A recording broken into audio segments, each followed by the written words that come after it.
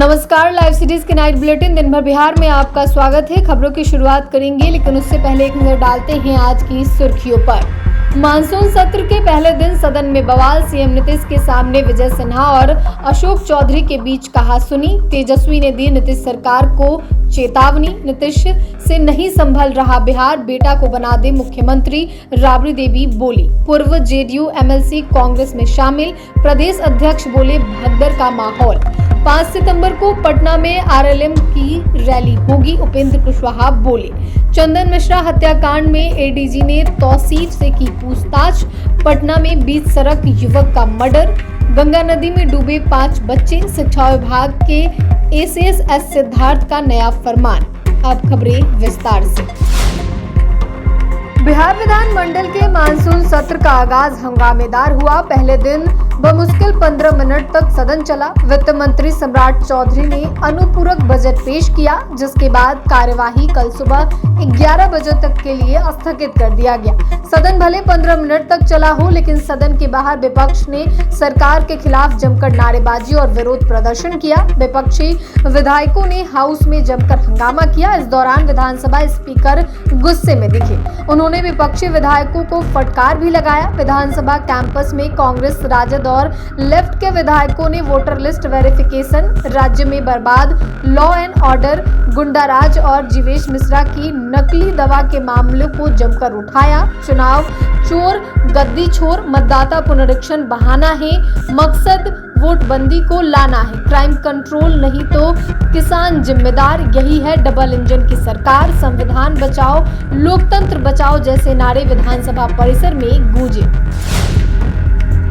विधानसभा के मानसून सत्र की कार्यवाही स्थगित होने के बाद सेंट्रल हॉल में एनडीए की मीटिंग में जमकर बवाल हुआ। बैठक में उप मुख्यमंत्री विजय सिन्हा और मंत्री अशोक चौधरी के बीच कहासुनी हुई। नीतीश कुमार के सामने ही विजय सिन्हा और अशोक चौधरी भिड़ गए। ग्रामीण कार्य विभाग के कार्यक्रम में स्थानीय विधायक को नहीं बुलाए जाने पर विजय सिन्हा और अशोक चौधरी के बीच तू मैं शुरू हो गई।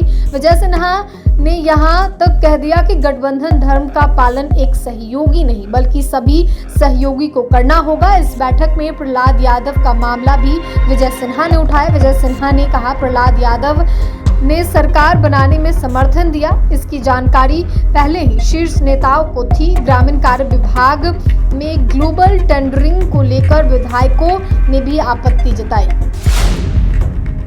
सदन में वोटर लिस्ट से नाम काटने के मामले को लेकर राजनीति गर्मा गई है। इसी मुद्दे पर तेजस्वी यादव के नेतृत्व में महागठबंधन के विधायक दलों की अहम बैठक हुई, जिसमें बड़ा फैसला लिया गया। तेजस्वी ने साफ कहा कि विधानसभा में इस मुद्दे पर हर हाल में चर्चा कराई जाए, नहीं तो इसके गंभीर नतीजे होंगे। उन्होंने बताया कि महागठबंधन के प्रतिनिधियों ने बिहार विधानसभा अध्यक्ष से मुलाकात कर स्पष्ट रूप से कहा है कि वोटर लिस्ट से नाम काटने की साजिश पर चर्चा करना जरूरी है। उन्होंने चेतावनी दी कि अगर विधानसभा में इस विषय को नजरअंदाज किया गया तो इसका राजनीतिक और लोकतांत्रिक जवाब दिया जाएगा।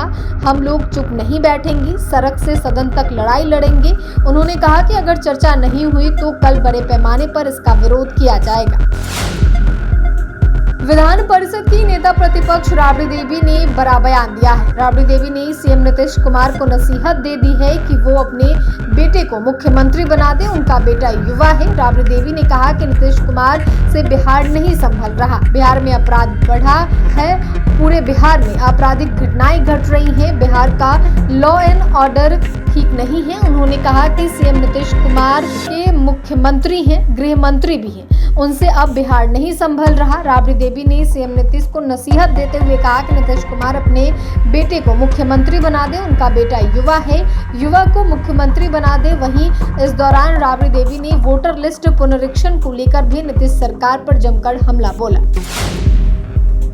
बिहार विधान परिषद के पूर्व सदस्य विनोद कुमार सिंह कांग्रेस में शामिल हुए। वह पहले जेडीयू में थे। उन्होंने कहा कि जेडीयू में अब गिने चुने लोग ही पूछ है। कार्यकर्ताओं की अब वहाँ कोई पूछ नहीं है, उन्हें तरजीह नहीं दी जाती है। बिहार में अब नीतीश बाबू का नहीं आरएसएस का शासन चल रहा है। कुछ रिटायर्ड अधिकारी मिलकर सरकार चला रहे हैं और लूटने का काम कर रहे हैं। वहीं बिहार कांग्रेस के प्रदेश अध्यक्ष राजेश राम ने कहा कि जेडीयू में अभी भगदड़ का माहौल है, इसमें कई विषय को देखने की आवश्यकता है। अभी गुंडाराज से उबकर कई लोग कांग्रेस पार्टी को ज्वाइन कर रहे हैं। अभी बिहार विधानसभा चल रही है। जब सर्वदलीय बैठक हुई तो हमने 2 विषयों पर अपनी पार्टी का स्टैंड रखा। पहला कि जिस बिहार में गुंडाराज है उस पर हमने सरकार से जवाब चाहते हैं।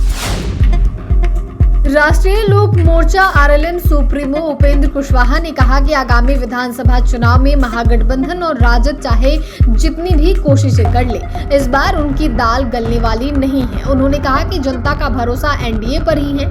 यदि कोई शिकायत होगी तो भी उनका समाधान सिर्फ एनडीए ही कर सकती है, महागठबंधन ने। उन्होंने बताया कि 5 सितंबर को पटना के मिलर स्कूल ग्राउंड में संविधान परिसीमन सुधार को लेकर महारैली का आयोजन किया जाएगा। विधानसभा चुनाव को लेकर बूथ स्तर तक तैयारी चल रही है। हमारी पार्टी की तैयारी मजबूती से होगी ताकि कोई चूक ना हो। एनडीए ने जो लक्ष्य तय किया है, राष्ट्रीय लोक मोर्चा उसके लिए पूरी ताकत से तैयारी कर रही है। पारस अस्पताल में गैंगस्टर चंदन मिश्रा हत्याकांड में गिरफ्तार आरोपियों को पुलिस पटना लेकर पहुंची।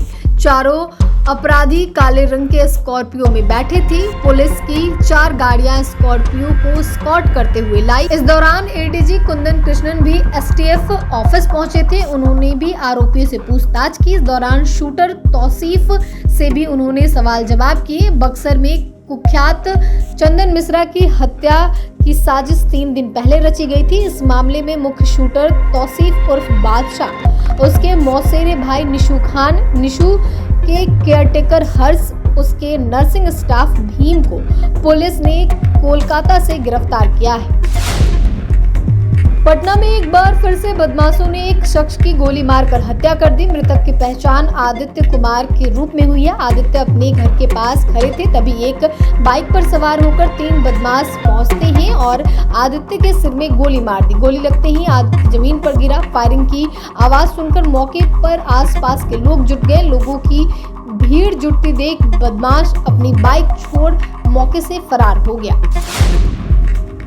पटना सिटी के आलमगंज थाना क्षेत्र के भद्रघाट पर गंगा स्नान के दौरान 5 बच्चे नदी की तेज धारा में फंस गए। एसएसबी के जवानों ने 3 बच्चों को सुरक्षित बाहर निकाला। हालांकि 2 बच्चे तेज धार में बह गए। एसडीआरएफ टीम लगातार गंगा नदी में रेस्क्यू ऑपरेशन करने के बाद लापता हुए युवक का कोई सुराग नहीं मिला है। एसएसबी के अधिकारी अजित सिंह जडेजा ने बताया कि वर्तमान में गंगा नदी में जलस्तर बढ़ा हुआ है। तेज धार के कारण नदी में स्नान करना खतरनाक है। प्रशासन ने लोगों की सुरक्षा के लिए कई घाटों पर एसडीआरएफ की टीमें तैनात की है। साथ ही कई जगहों पर बैरिकेडिंग भी की गई है। चेतावनी के बावजूद लोग निर्देशों का पालन नहीं कर रहे हैं। इस लापरवाही के कारण ऐसी दुर्घटनाएं हो रही हैं।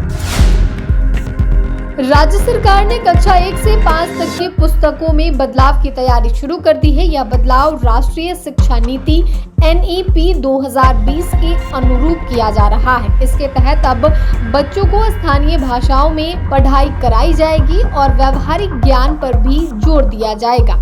बिहार के सरकारी स्कूलों में नई किताबें और अध्याय जोड़े जाएंगे। बच्चों की समझ और भाषा के स्तर को ध्यान में रखते हुए आसान भाषा में किताबों का विकास किया जाएगा। SCERT ने इस बदलाव को लेकर तैयारियां तेज कर दी हैं। जल्द ही शिक्षकों और शिक्षाविदों से राय लेकर नया सिलेबस तैयार किया जाएगा। भाषा, गणित, पर्यावरण विज्ञान और सामाजिक विज्ञान की किताबें इस बदलाव के दायरे में होंगी।